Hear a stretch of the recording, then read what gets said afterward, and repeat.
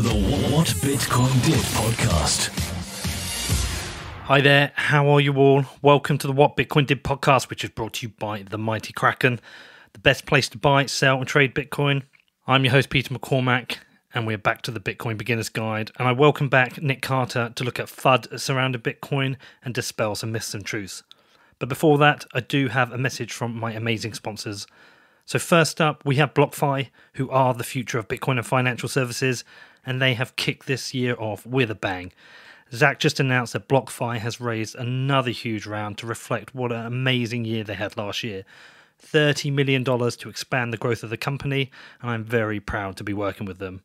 With their Saks-backed credit card and mobile app coming, 2020 is going to be huge. And this is on top of their already market-leading crypto-backed loans and interest accounts for your Bitcoin, Ether, and GUSD, which I'm a customer for and have just received my latest month's interest.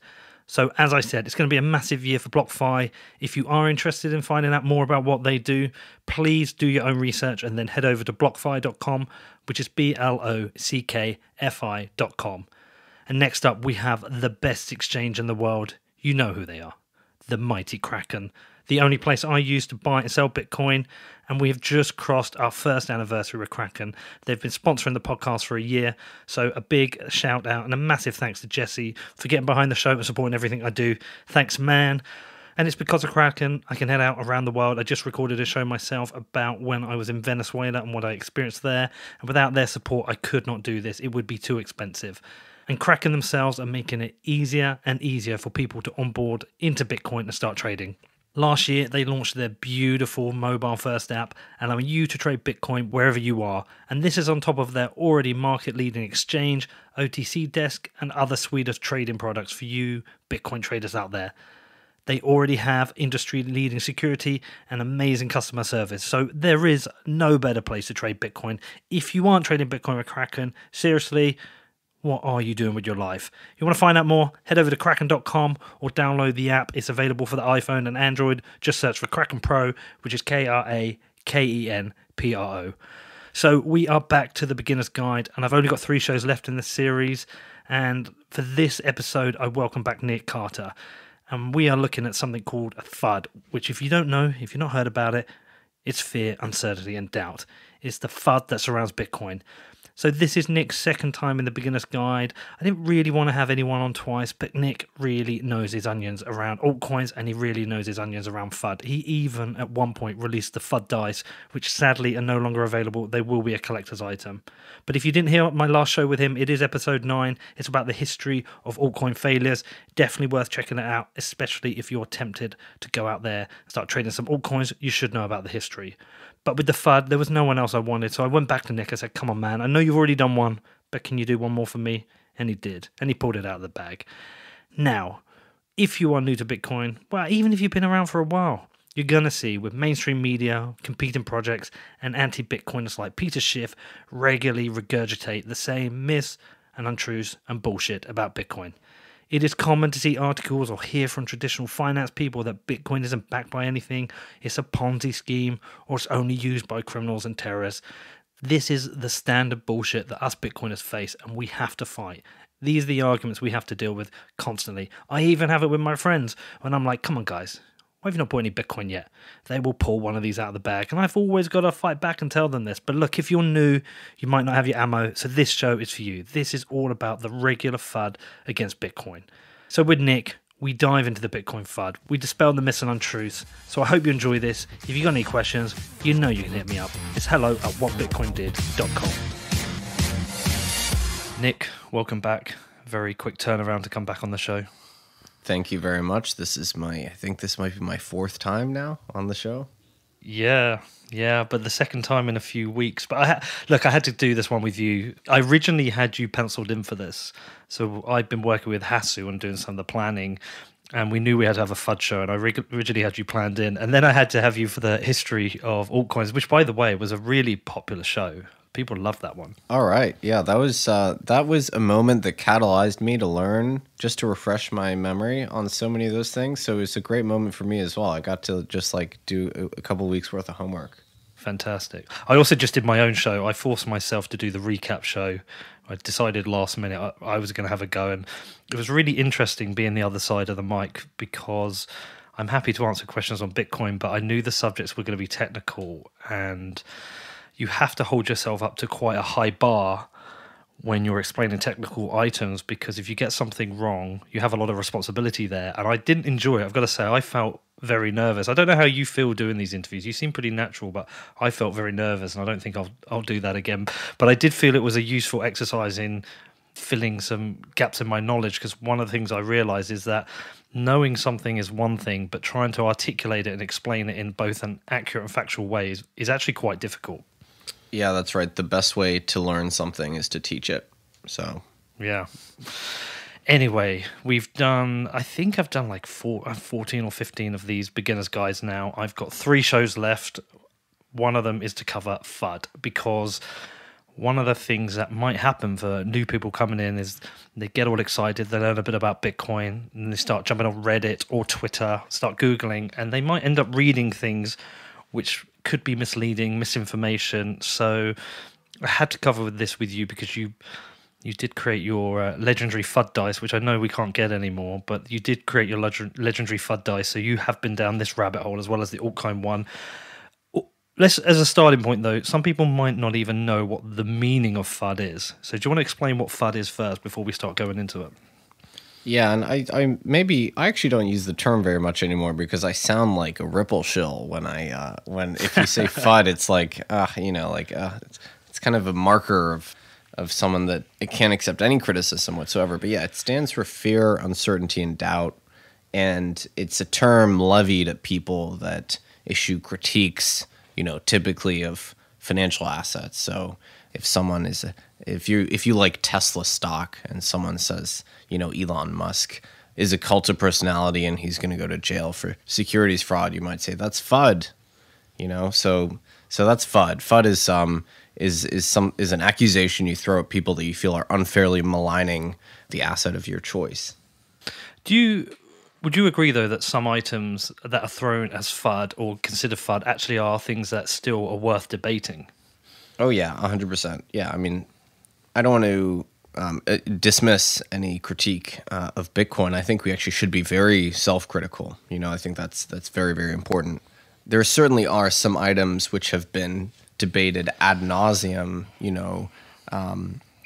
hundreds and hundreds of times, things that we've covered which maybe aren't as potent critiques as people might think they are. So maybe you could call those FUD. But yeah, I think generally speaking, being super critical, very introspective is a very good and important thing. So I guess this show has a lighthearted tone, but I also do want to engage with some of these critiques in a really serious way. Fantastic. Well, we might do on some of these. So I've got a list. Most of it was derived from your FUD dice. I found some nice photos of them online. I managed to figure out some of them from the angles of the 12-sided dice. Some of them are a couple that I'm aware of that I've thrown in, but let's work through them all. So I'm going to start with one of the most common used criticisms of Bitcoin, and this tends to come, I think, more from no-coiners or people who don't really understand too much about Bitcoin. You tend to see this from the bankers and the finance people, but Bitcoin itself has no intrinsic value because there is no central authority. Why is this FUD? Why is that FUD? Okay, so the reason that Bitcoin can't be centrally managed or controlled is the reason that it exists. Bitcoin is a reaction to centrally administered central banks and centrally administered monetary systems. Satoshi has a quote about this. He says it was the centrally controlled nature of those systems that doomed them, referring to other digital cash schemes. So Bitcoin was meant to be, decentralized across many different, verticals. So it was meant to be decentralized at the administrative level, at the node level, and at the protocol level. And if there was a critical point of centralization in there, if there was some sort of entity which could be targeted, then presumably governments which might object to the creation of a new monetary system would use that as a locus of control. They would arrest the founder or arrest whatever entity was managing the system. So Bitcoin, by design, couldn't have a single point of control. And that has meant that some things are a little bit more difficult, like coordinating upgrades, but it's also what gives it its resilience. Okay, so what about the term intrinsic value itself? I've heard some people say the term itself is nonsense because nothing has intrinsic value.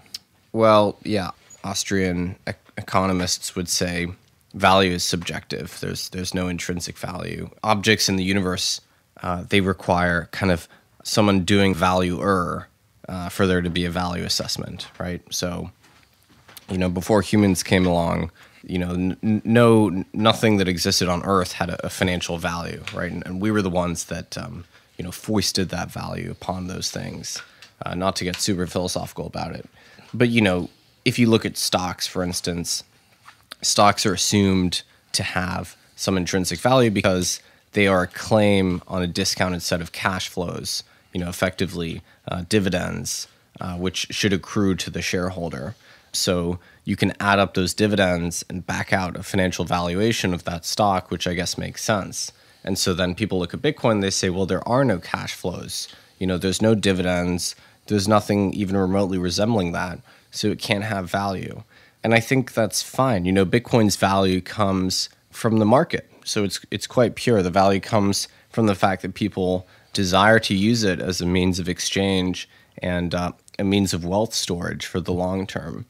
So in a sense, the fact that Bitcoin has value is quite magical. At some point it went from 0 to 1. It was worth nothing, and then it was worth something. And it's been worth something for over 10 years now. So I would say that that's actually more resilient, and that's kind of a sounder basis of value than relying on some external cash flows as the thing that is the value giver. So I'm not that persuaded by the no intrinsic value argument. I mean, you could also say gold has no intrinsic value. Gold is just valued because civilization, places some monetary value on the existence of a monetary commodity. It sounds circular, but these things are valued because society at large finds their traits to be valuable. And their value is whatever somebody is willing to buy off you from. So if you go onto an exchange right now, the price will be around $8,600. That is the value of Bitcoin. Intrinsic value doesn't come into it. It's whether someone's willing to buy from you. That's right. I mean, some people, Aswath Damodaran, who's a well-known maven of equity valuation, says Bitcoin is a currency and currencies cannot be valued. They can only be priced. Maybe that's a bit of a semantic quibble, but yeah, Bitcoin has a price 24 hours a day. It's always evident. So there can really not be that much negotiation over what it's worth. What it's worth, you can find that out just by looking at the price. Well, maybe the next point then is to talk about volatility, because that price is volatile. We've seen it in the previous week drop around 20%. We've seen times in the market where it's shot up, it's shot down. So if Bitcoin is so volatile, it can't ever really perform the role of money. Yeah, so this is actually probably the number one critique that you'll hear from economists in the context of Bitcoin. Because Bitcoin has an interesting characteristic in that there is no supply elasticity of demand. So what does that mean? That means that if there's a lot of demand that rushes into Bitcoin, the supply can't really respond to that. Now, if you think about it in the context of gold, let's say a lot of people want to get exposure to gold, the price of gold goes up. What happens is people start to mine a little bit more gold because it starts to be really profitable to mine gold. So the rate of gold production increases slightly. It doesn't increase a lot, but increases a little bit. So that's supply elasticity.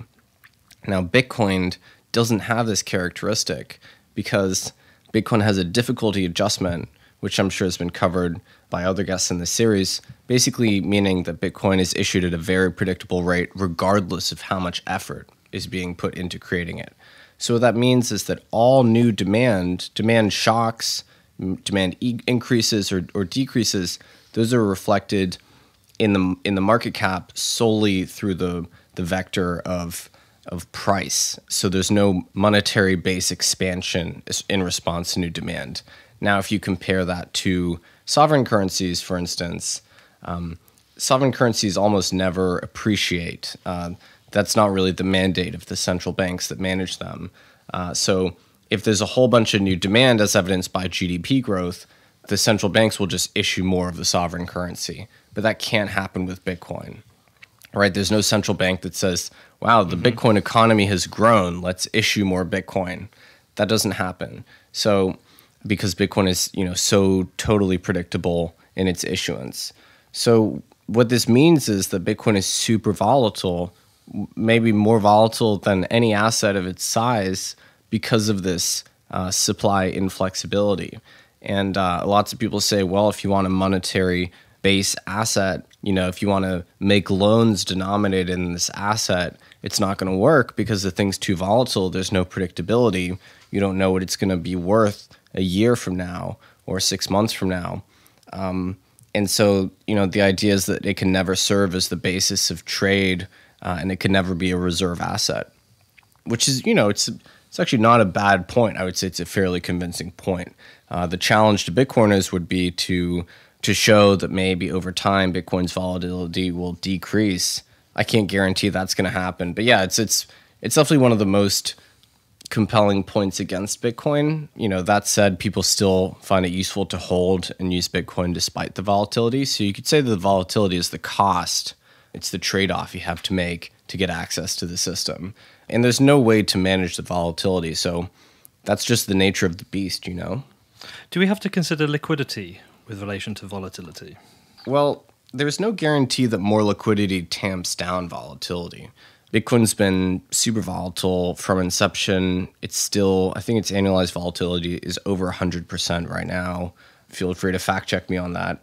And it's super liquid.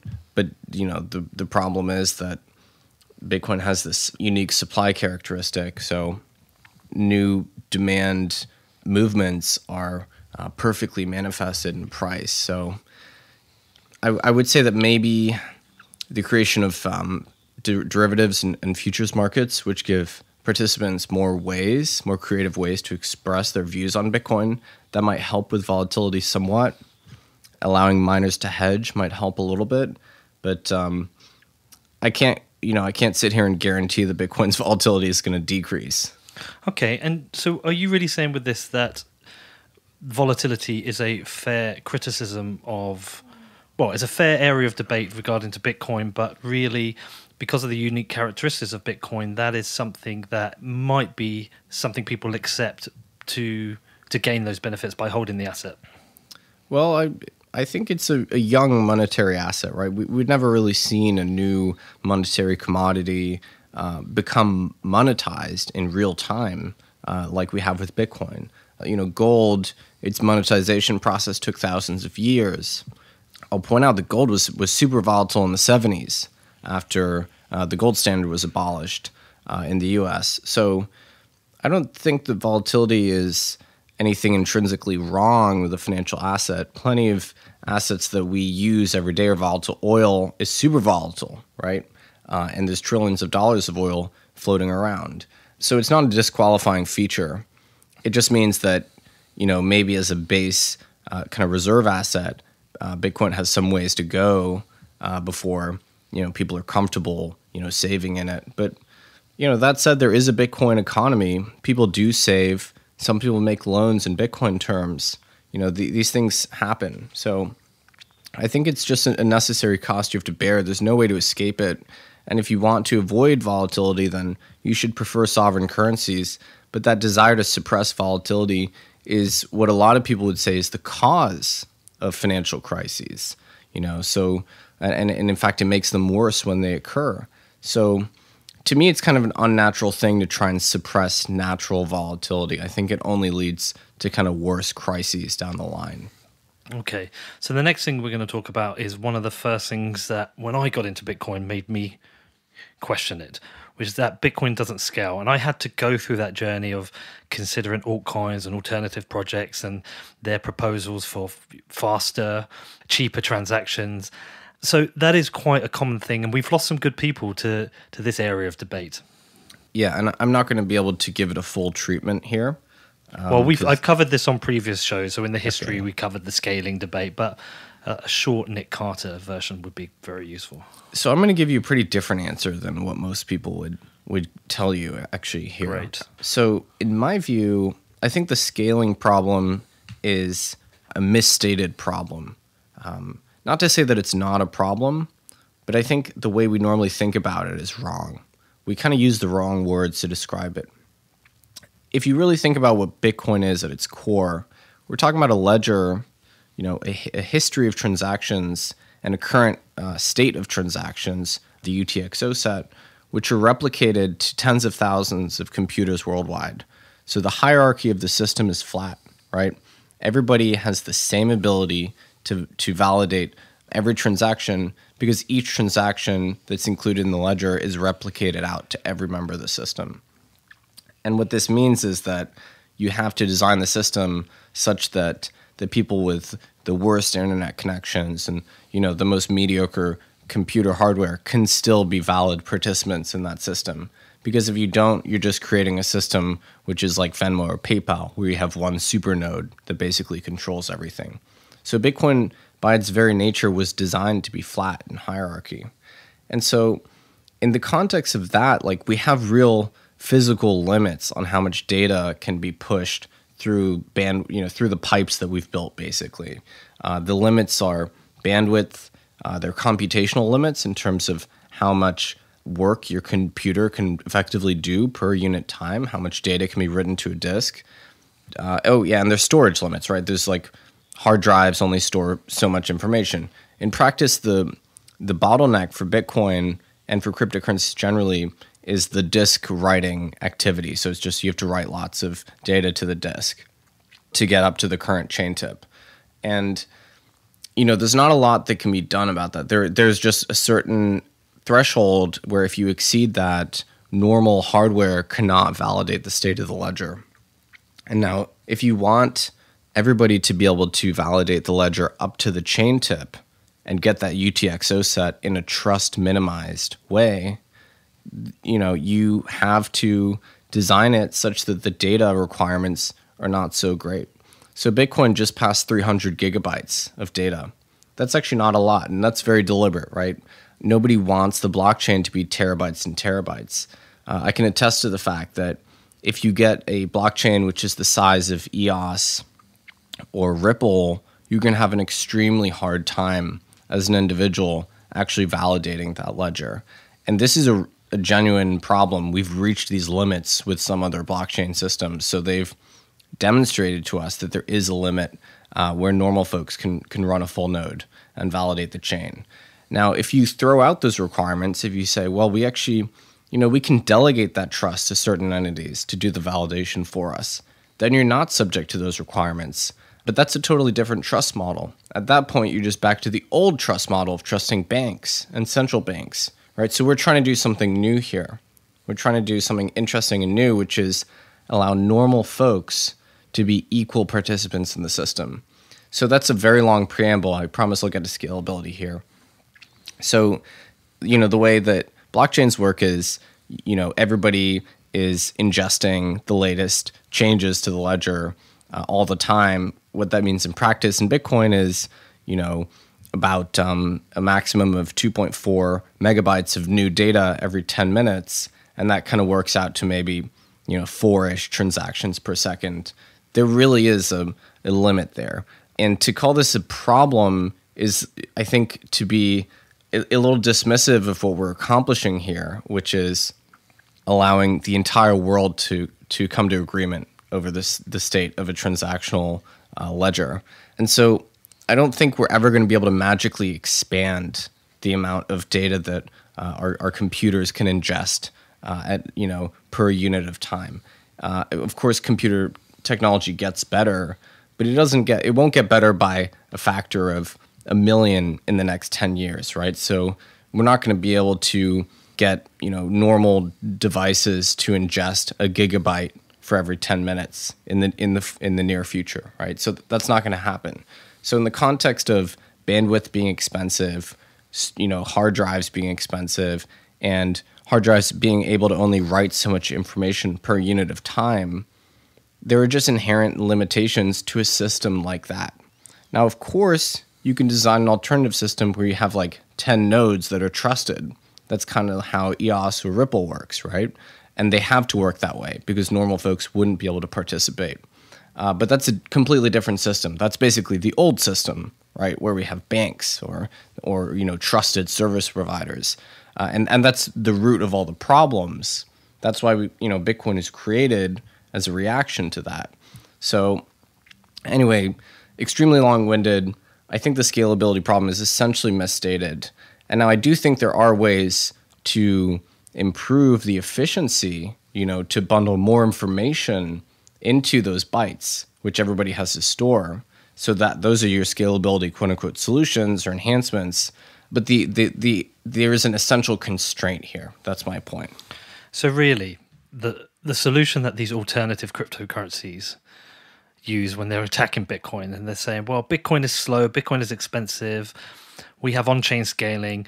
They're really trying to solve the problem of allowing small value, high volume transactions. We often talk about the cup of coffee, but really you don't want a blockchain for this purpose. Yeah, absolutely not. And why would you? I mean, why would you want to store your coffee transaction on the nodes of every participant in perpetuity, in an immutable way? To me, that seems totally misaligned, right? If we're going to force this information onto every node for every participant in the system, you better hope that it's an important transaction. And now that's not to be dismissive of small value transactions.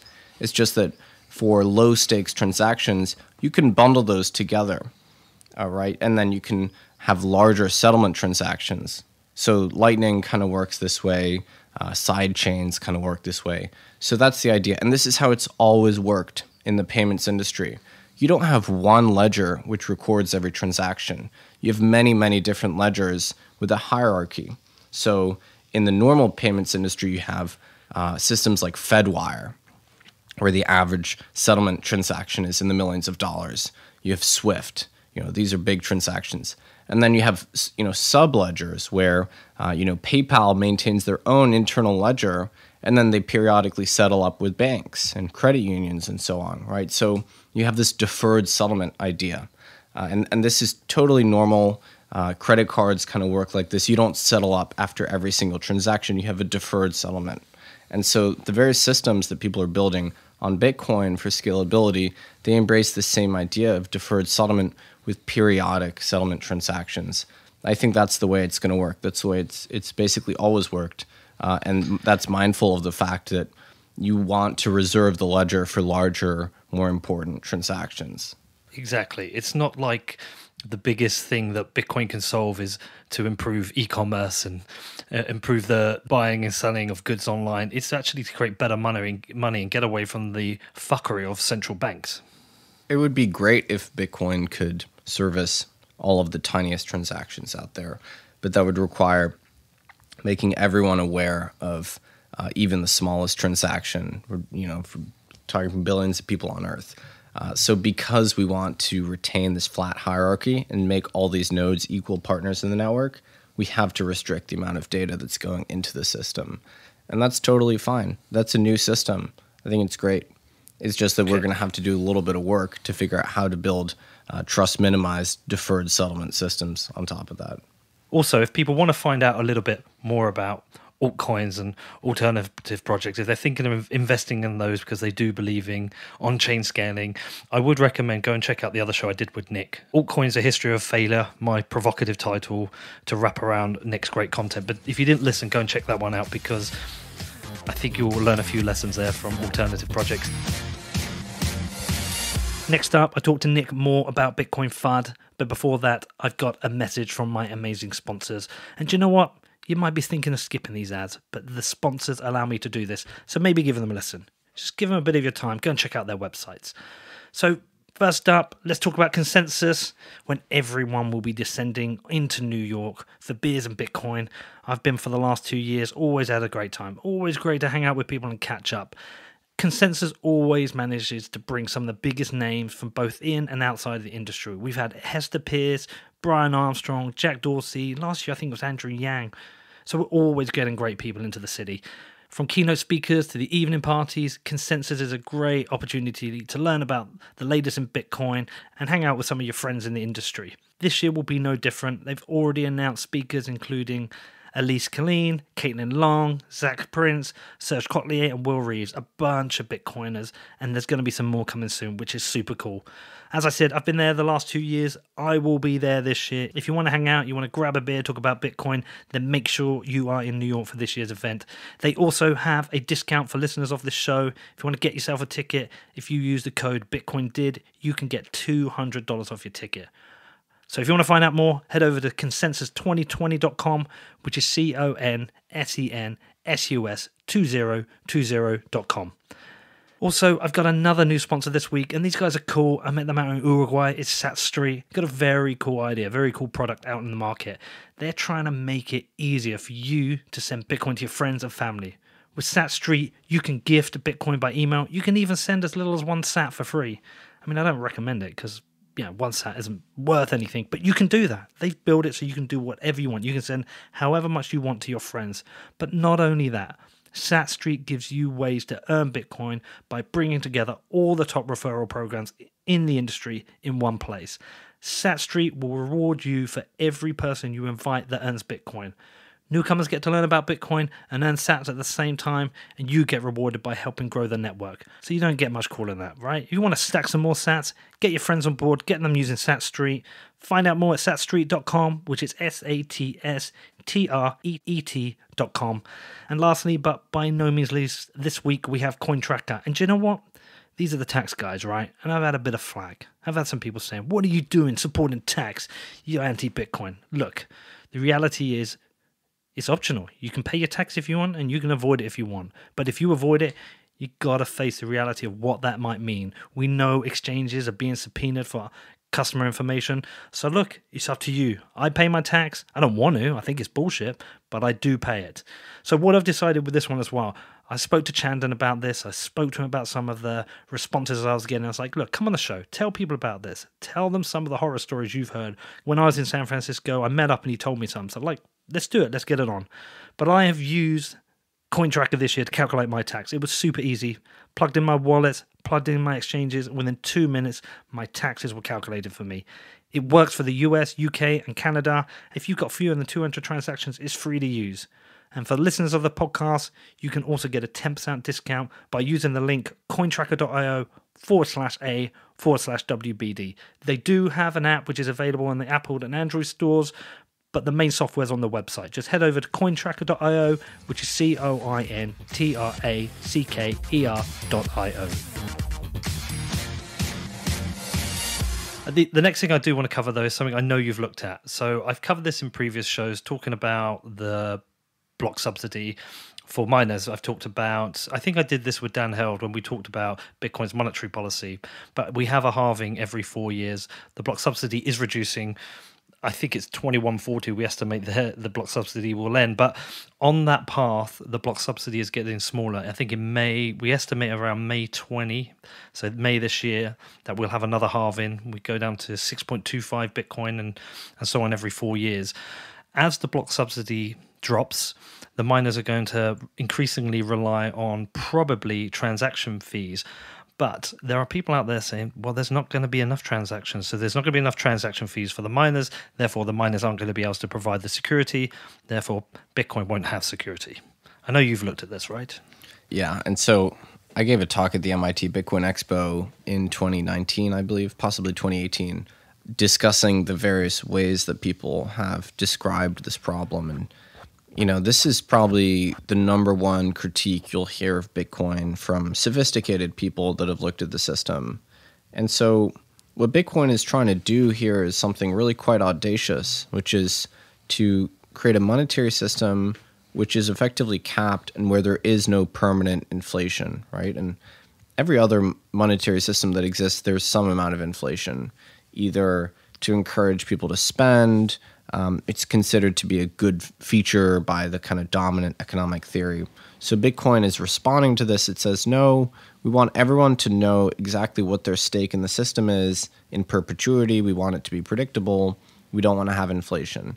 So, but how does Bitcoin, stomach this cost? Because Bitcoin needs to pay the miners. So the miners were paid out of the issuance, out of the block subsidy for the early issuance, for the bootstrapping phase of the network. But then as Bitcoin, matures, the issuance is going to decline. As you say, it declines by half every 4 years, and eventually it declines to almost nothing. So I think something like 85% of all the Bitcoins have already been issued. And so when the subsidy is gone, we're going to rely on fees to pay the miners. And now people say, well, actually, if you do the math, 4,000 transactions per block and 144 blocks per day, and fees right now are only a couple cents. So you add that all up and you get a miner revenue which is less than the current miner revenue, because today's miner revenue is derived mostly from the subsidy, from the fact that each Bitcoin block produces 12.5 new Bitcoins. So, people are nervous about this. And the claim is that the fee-driven model of security will be unstable in some way. The security itself will be volatile because the fees might change. There might be congestion at some times, no congestion at others. There's a school of thought where, not within Bitcoin, but supporters of other coins will say, well, we should just add permanent inflation. Maybe we should have 2% inflation every year to pay for the security of the system. Now, it seems to me that Satoshi really did intend Bitcoin to be capped in its issuance at 21 million. If you look at the first post where he's describing the Bitcoin system on bitcoin.org, he kind of lists the essential features of the system. One of them is that it's capped in supply. Only 21 million units will ever exist. So if you change the issuance, I don't actually believe that that's Bitcoin anymore. I know some people will disagree with me, but I think one of the things that Satoshi intended Bitcoin to mean was, a system with the number of preordained units that he'd written into the code. So I don't believe that that's Bitcoin. Now, it may be the case that, a more functional or better system is one that has inflation. That may well be the case. That might be something that we learn. I don't think that'll be Bitcoin. So I would say it is inherent to Bitcoin that the supply is capped. Now the question is, can we tune the system such that it provides an appropriate amount of security to miners? The problem is we actually don't know what the correct amount of security is, right? There's not been any consensus as to, well, miners should be earning this or that. And the truth is that Bitcoin worked fine when miners were earning a tiny amount back when Bitcoin was worth very little, and it works fine now. So nobody has an answer as to what the correct amount of security should be. And so we still have a lot of work to do in terms of trying to determine how much security is appropriate. Now, I happen to think that as long as Bitcoin is considered a valuable way to send money, there's always going to be demand to fill the blocks, right? And I think we're going to get better at compressing those transactions into smaller and smaller informational payloads, which are included on the ledger. And so as long as we do that, and as long as there's still demand to use Bitcoin, there's always going to be people that are willing to pay fees to transact. And it's not that difficult to do the math and back out a state of affairs where the miner revenue is roughly similar to what it is today, just from fees. Now, some people might say, no, people will just use alternative blockchains. They don't like the high fees. I think there's something that's unique about Bitcoin block space. I certainly happen to think there's something special about it relative to other blockchains. I think the security it provides is better. I think the system overall is more credible. And so I do think people will value that in the long term. But it's certainly an open question what the level of fees is going to be, whether it's sufficient. I would say this is probably one of the best critiques. But to be frank, nobody knows. So lots of people will say, oh, well, we know that Bitcoin's security is going to be insufficient in the future. And then you ask them, well, what is sufficient? What constitutes sufficiency to you? What is your security model? What's your model of security of a proof of work blockchain? And they don't have an answer. So I would say both the doomsday theorists that believe that the system is inevitably going to collapse in 20 years from now, and both the super optimists who say, I'm certain that the security is going to be fine. I'd say they're probably both wrong, right? And maybe this isn't the answer that people would want me to give here, but I happen to believe that as long as Bitcoin is a valuable and useful system, there's almost always going to be some level of fees in there as people are willing to transact and happy to pay for the privilege. And so I happen to believe that there will be some revenue for miners in the long term. The question is how much and what constitutes sufficiency. And there's no firm cutoff date. We have essentially blocks of 4-year cycles to see the block subsidy drop, see whether there's an increase in fees, to actually kind of monitor this and see how the system evolves over these halvings. Yeah, so if you look today, the daily fees are about $215,000. So you might say that's not a lot. You might think that's a lot. It's certainly a lot less than the subsidy-driven miner revenue. The subsidies are dropping. The fees will inevitably grow as a percentage of miner revenue. I think we have a lot of work to do in terms of building in these, you can call them second layer, I might call them deferred settlement systems. Those are what allow us to package, they kind of basically give Bitcoin more bang for its buck, right? You package many, many transactions into one single base layer transaction. That means you can amortize those fees across many transactions. And to me, that means it's more likely that people would be willing to pay higher fees for block space.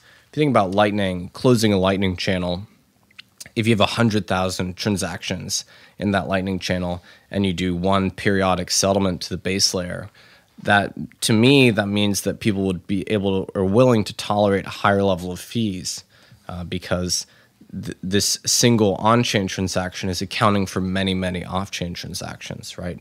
So if we can build systems like that build on top of this base layer, that extend the block space in interesting ways, I think that means that it's much more likely that there's kind of a robust block space market at maturity. So I'm very optimistic about this.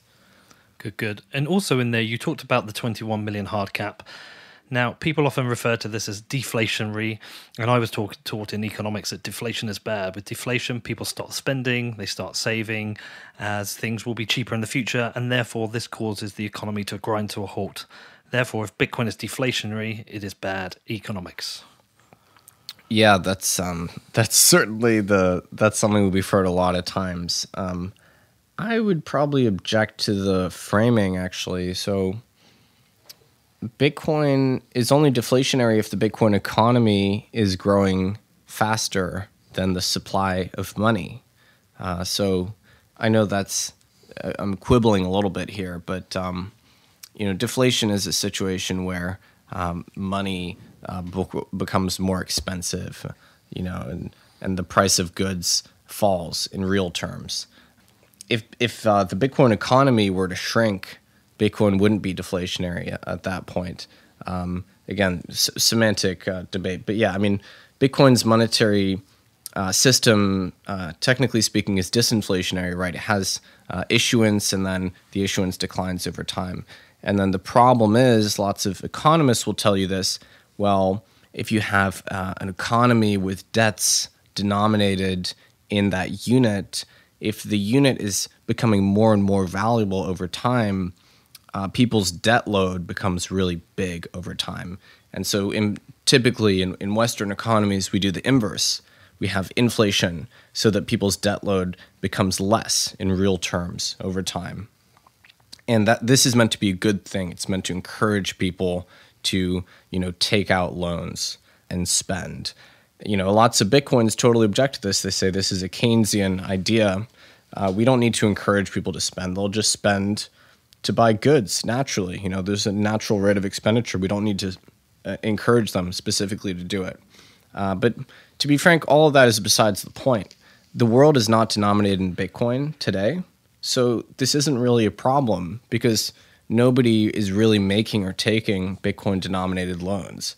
And that's where the problem comes in, right? So I wouldn't say that's an issue. That's almost like if Bitcoin is a wild success and every transaction is denominated in Bitcoin, maybe this becomes an issue.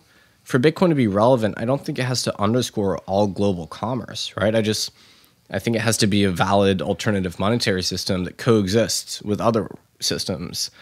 So the framing this question like presupposes that Bitcoin has achieved prominence as the world's, sole monetary asset. And I don't think anybody really thinks that's particularly likely. So yeah, I find it kind of a strange question to ask. It's like, well, what if all credit is denominated in Bitcoin? Well, at that point, Bitcoin is an unbelievable wild success, Yeah. All right. This is a lot of people's favorite subject I'm going to cover now. And I've covered this recently, especially on my other show, Defiance. I've been looking at climate change and whether it's human caused. But I think you particularly like this subject, that Bitcoin is boiling the oceans and killing polar bears. The amount of energy used by the miners to provide security to the network. I don't know what country we're at now. Was it Ukraine we've surpassed now, or yeah, Brazil? I don't keep track. Some small nation, yeah. But Bitcoin's annual energy use is surpassing that of certain nations, and people say that this is wasteful, and this is leading to the boiling of the oceans and the killing of the polar bears. Yeah, so Satoshi actually anticipated this way back in the day, in 2009, I believe, talking about gold. So Satoshi made reference to gold quite a few times, even in the white paper. And this is telling, I think, in terms of the way that Satoshi at least thought about Bitcoin. Not saying this is the absolute truth or anything, but I think it's a good way to think about it. So what Satoshi said, I'm paraphrasing, was, it's costly, and some people even might say wasteful, to get all this mechanical equipment and dig gold out of the ground, right? Some people might think that's wasteful. It's like, it's just an inert rock, you're digging it out of the ground, and then you put it in a vault and you look at it. And Satoshi says, people value gold, and so even though that activity is wasteful, not having gold would be the net waste, because gold has this quite profound use, which is a non-sovereign way to store value and a universal way to demarcate value, right? And so Satoshi certainly envisioned Bitcoin to be something similar, an asset which is outside the control of the state, which is global, which is transmissible, natively digital. So that's something special and new that didn't exist in before 2009. So the fact that we're allocating energy to creating new units of Bitcoin, that's what miners do. They put lots of effort into it. Some people might say that's a waste, but to me, it's a totally moot point. If it's worth having Bitcoin, and the world certainly seems to think so, this 200 billion or so, roughly speaking, worth of capital, which is represented by Bitcoin. So the world is placing a non-zero value on the thing. That is a signifier that the world considers the thing to be important and valuable, and it's been growing, steadily for the last 10 years. So the fact that there is some energy or cost required to create those units, that you could characterize that as wasteful, but at the same time, the world values the existence of the thing, so not having it would be the waste. And there aren't very many non-state monetary systems or monetary alternatives. So I think it's good and important that Bitcoin exists. And so I'm very happy to tolerate the cost of bringing those Bitcoins into existence. That's something I'm totally okay with. Now the question is, what are the externalities of bringing them into existence? What are the costs that are foisted on the world in return for creating those Bitcoins? And, some people would say they're quite significant. There's carbon emissions, right? Some Bitcoin is mined with coal. But the truth is, lots of Bitcoin is mined with hydro. Part of the reason for this is China actually really overbuilt their hydro capacity in places where there was no population nearby. And the thing about electricity is you lose it as you transport over great distance. So if you're trying to transport electricity over hundreds of miles, it's going to be a very lossy transmission. So what you end up is these pockets of energy creation, which that energy gets wasted if you can't, transport it to a city for people to use it. And so they call that curtailment, right? So you have this otherwise curtailed sources of energy. And so one of the biggest ones is hydro, which, effectively people will just release the water from the dam if there's no one to consume it, right? Once the dam gets full. So this is one of the reasons why there's so much Bitcoin production in China, is because China overbuilt. There's all this spare energy capacity, and then some smart entrepreneurs realized that they could put that to use for mining Bitcoin. So to me, that's actually a really positive thing. We had this energy which was going to be wasted, and instead we used it to create this monetary commodity. That's pretty cool to me, right? And hydro, there's no significant climate impact of running a dam, hydroelectric dam. Now, undeniably some Bitcoin is mined with coal. The estimates on this differ. It's actually quite hard to get a reliable estimate on the energy mix of Bitcoin because miners tend to be quite secretive. But ultimately, I think it's a system which lots of people value, so it's hard to call that wasteful. You can look at plenty of other systems that seem trivial, watching Netflix, putting up Christmas lights, anything really. Civilization uses energy, so to complain about a single usage of energy and to ignore all the other ways energy is used, often in many more trivial ways, it seems to me like people are they want a reason to complain about Bitcoin. There's plenty of ways out there that people use electricity frivolously. I happen to think that Bitcoin is actually one of the most serious things that we can do with our electricity. But some people are just natural opponents of Bitcoin, and they're not taking the broader tack there. They just they fixate on these electricity figures, and they use it as a stick to bash Bitcoin with. I released a show yesterday with the CEO of Buddha, a South American Bitcoin exchange, and they've just announced that they're the first exchange to allow you to offset your carbon footprint from your Bitcoin purchases on their exchange. I'm not sure if you're aware of this. That's quite funny. Yeah, so there's some other things I didn't talk about here, where there's a growing industry where people take otherwise vented methane from mining, because oftentimes mining releases methane as a byproduct, and they combust that methane and they use it to run a generator, and they mine Bitcoin with that. I'm aware of 3 or 4 entrepreneurs doing this, and the thing about methane is it's about 30 times worse than carbon dioxide in terms of its environmental externalities, and so that's actually a net improvement, and that's kind of the broader concept here. Bitcoin is a buyer of energy at a fixed price globally, regardless of where you are.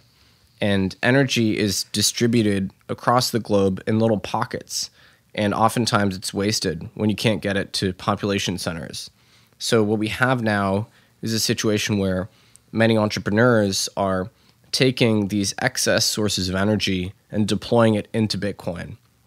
It just so happens that in many cases, these are green sources of energy generation, or they actually ameliorate the climate change situation, as with the methane that would be otherwise vented.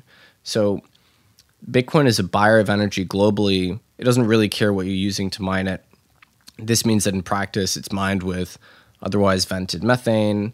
It's mined, in some cases, with wind and solar. I don't think that's a huge part, but in some cases, it's mined with geothermal. And a huge fraction of the network is mined with otherwise curtailed hydroelectric. So it's quite an interesting situation if you really look into it. And I think the critics probably don't spend enough time taking a serious look at it. Fantastic. Good answer, Nick. Okay, cool. Couple of things left. Another one which is quite popular. This is often used by the Bitcoin haters, usually the government central bank people, and they claim that Bitcoin is just used by terrorists and criminals. But we know this isn't true, right? Well, yeah, we know this is not true.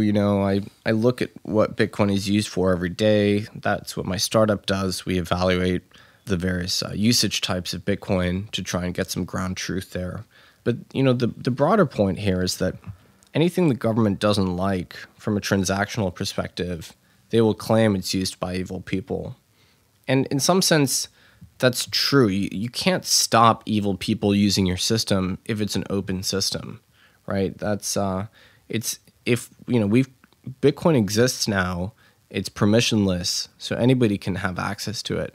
We have to tolerate evil people using the system, people we don't like. That's basically the cost of doing business here, right? And I think governments have become very accustomed to using the financial system as an enforcement mechanism to enforce against crimes that they don't like. Instead of actually going after the crimes themselves, they go after the money. So this is what sanctions are, right? The government doesn't want to go to war. Instead of going to war, they just cut off a whole country's financial infrastructure and they tell everyone to stop doing business with them. So it's very convenient for them to use the financial rails as an alternative to force. But I think this means that governments also get very lazy. So instead of going after crimes now, they just go after the bank accounts of criminals. And they say, well, if you strip away our ability to surveil every single transaction, we're not going to be able to do this anymore. And my response to that is, well, tough. Go actually prosecute these crimes. Go do some investigation instead of just lazily relying on the financial system to enforce against this. And in the U.S., at least, since 1970, since the Bank Secrecy Act was passed, the surveillance capacity of the government in the context of financial transactions has increased massively. And we actually have it pretty good here in the U.S. compared to China, where virtually everything is surveilled from a financial perspective. And I don't really want to live in a world where every single class of activity is wholly surveilled. To me, that's a situation where individual liberty is not present anymore. Because if someone has control over your finances, they can control your life. And we've seen this happen. So in 2013, the Department of Justice had this operation called Operation Choke Point, where they used the FDIC to pressure banks to deplatform businesses that they didn't like. These weren't businesses that had committed any crimes. They were just businesses in insalubrious use cases, so payday lending, things like that. And so the government unconstitutionally went after these businesses through the vector of the banking system. And in fact, what happened was they actually lost in court. This was proven to be unconstitutional. It was against the Fourth Amendment. It was a violation of due process because no crime had been committed. But so this shows the government's eagerness to use the banking and the financial system to apply leverage to things they don't like. And I would much prefer to live in a world where there is some transactional privacy, right? And that's what cash gives us, physical cash. We have autonomy and we have privacy when we use cash. That's not really present in a digital context. Bitcoin promises to potentially restore that standard of autonomy and privacy that we enjoy with cash, but in a digital format. And of course, the cost there is that, it's permissionless and it's open and evil people will use it. But I think that's a cost that society should bear because the alternative is much, much worse. The alternative is one where we have no individual liberty whatsoever. But if the government can't track it, Nick, they will just ban Bitcoin and we won't be able to use it anyway. They're welcome to try. China's tried. They have, but people still use Bitcoin in China. And ultimately, I think banning Bitcoin in the West means suspending property rights. Bitcoin is treated as property in the U.S. according to the IRS. If they ban Bitcoin, if they somehow try and eminent domain everyone's Bitcoin or perform civil asset forfeiture on everyone's Bitcoin, that's violating the property rights of millions and millions of Americans. Obviously, I'm just talking from an American perspective here. That's something that is pretty contrary to at least American values. So maybe authoritarian states can do that, but I don't think it would fly here in the U.S. I think their opportunity to ban Bitcoin has passed, although they can certainly apply pressure to exchanges and so on. But again, that's a pretty easy way to destroy innovation, push all that tax base and all that productive financial base overseas. I don't see why the U.S. would want to do that either. What about with regards to the protocol itself and the code? We know essentially Bitcoin is just a big pile of code, a big pile of code that's been developed over a number of years by the developers. Could a catastrophic bug destroy Bitcoin? Could developers install a backdoor? And what is the incentive structure for developers to keep developing Bitcoin? Yeah, well, there is no, strict incentive structure. They're not compensated by Bitcoin or anything.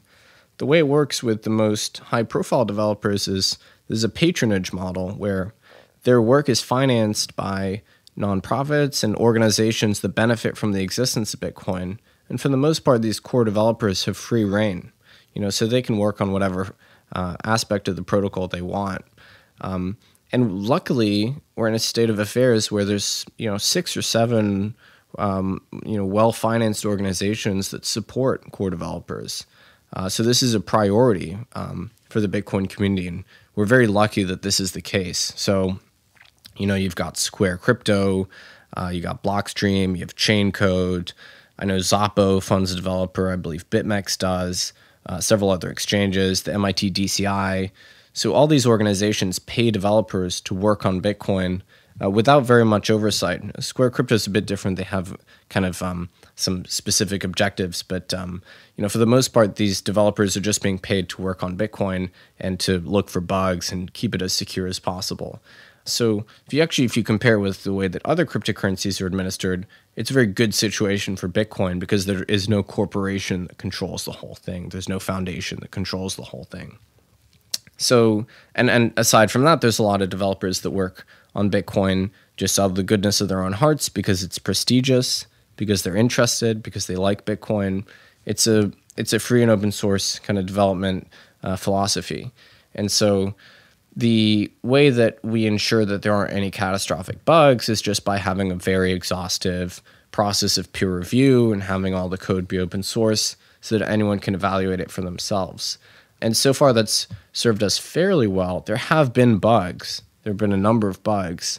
The thing to remember is that the values supersede the code. So some people might disagree with me for saying that, but Bitcoin has a feature that I would call value primacy. So historically, there was a case where there was a value overflow bug where lots and lots of Bitcoins, I think it was something like 92 billion Bitcoins were accidentally created thanks to a bug. And we didn't just throw up our hands and say, well, I guess there's 92 billion Bitcoins now. What we did was, we coordinated a change to delete those and go back to a prior state where the normal schedule was being upheld. So what happened there was the value of having this core value inherent to Bitcoin of supply being capped, that was upheld at the expense of the code. So, the bugs don't prevail in those situations. Effectively, the social contract prevails because everybody's already bought into this idea of Bitcoin as having these core essential features.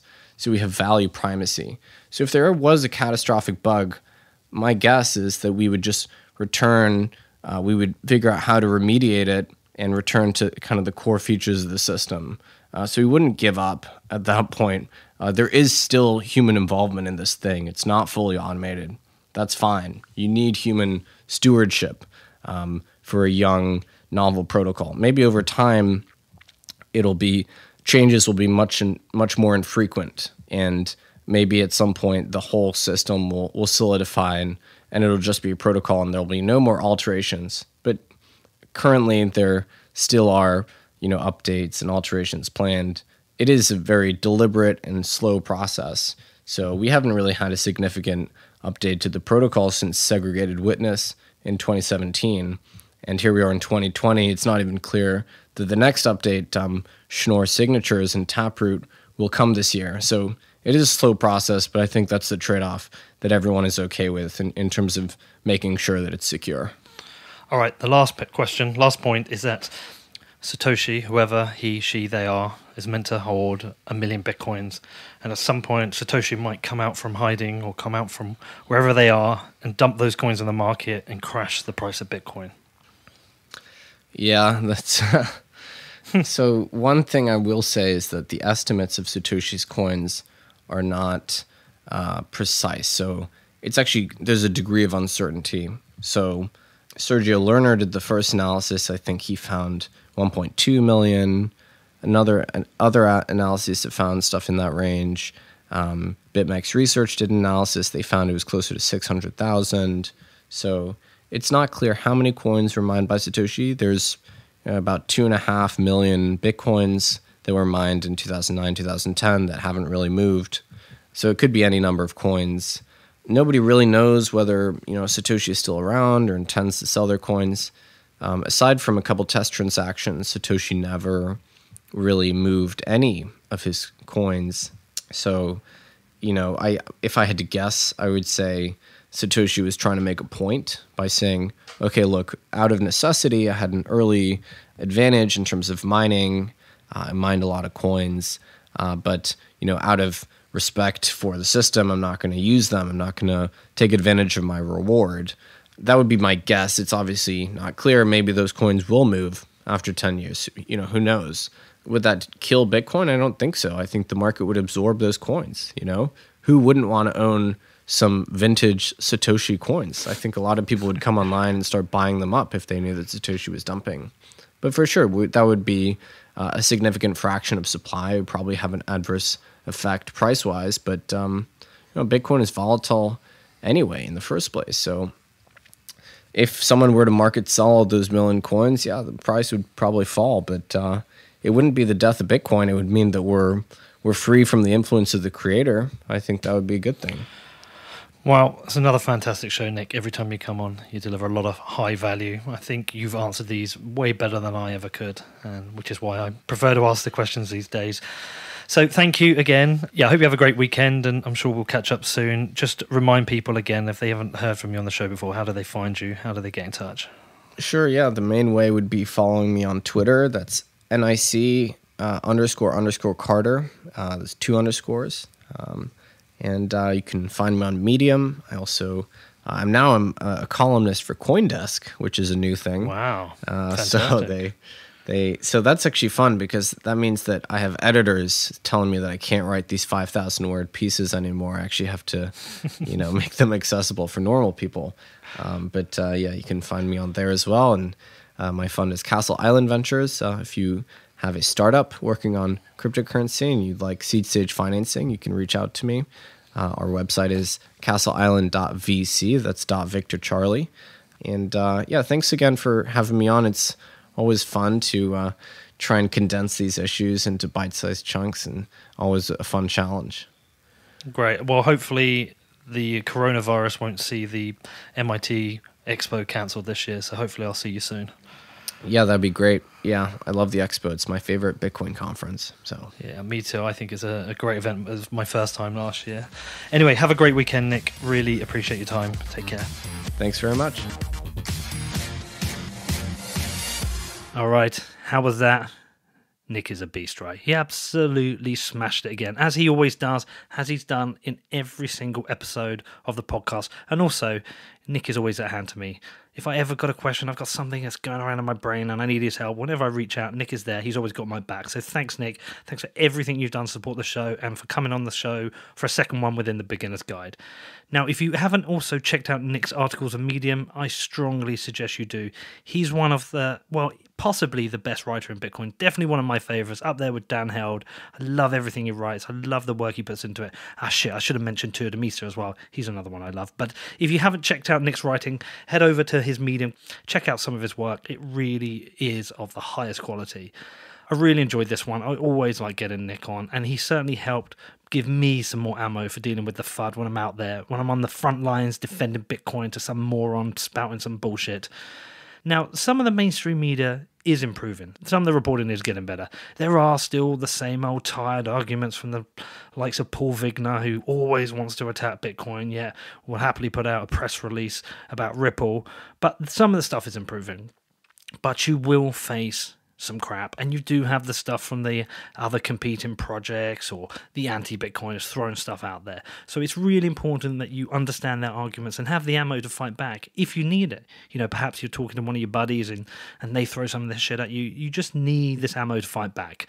So appreciate Nic coming on, appreciate him giving us all this ammo, and as ever, if you got any questions about this, you know you can hit me up. My email address is hello@whatbitcoindid.com. If also you want to support the show, if you're new and you've just been checking out my beginner's guide, or you're a regular listener and you're thinking, thanks Pete, really appreciate what you're doing, really want to show my love and support, then go over to my website. It's whatbitcoindid.com. Click on the support section. It will explain everything you can do, even if you just go on iTunes and leave me a review. Get me up there. Make sure I'm ahead of Pomp. What I want is when people are searching for a Bitcoin podcast, I always want to come ahead of Pomp. I'm very competitive with that guy. So just give me a review and help me with that. Only kidding. Love you, Pomp. You know I do. All right. Anyway, I hope you enjoyed this. As ever, you want to reach out to me, just hit me up. I do reply to almost every message I get, unless it's some weird nonsense. Anyway, have a great weekend, and I will speak to you soon.